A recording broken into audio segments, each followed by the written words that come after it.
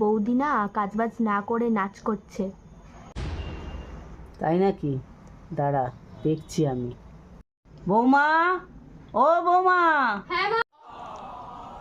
আবার কি হলো কি জানে? কি হয়েছে মা, ডাকলেন? বলুন। সকালবেলা উঠে নাচ শুরু করেছো? কাজবাজ নেই তোমার? কাজবাজগুলো করো আগে। কাজবাজ তো মোটামুটি হয়েই গেছে, রান্নাবাড়ি তো সব কমপ্লিট, শুধু ঘর ঝাড় দেওয়া বাসন মাজাটাই বাকি আছে। আমি প্র্যাকটিস করেই করে দিতাম। আগে কাজবাজ করো, তারপরে তোমার নাচ। যখন তখন ধেই ধেই করে নাচবে না ঘরের বউ।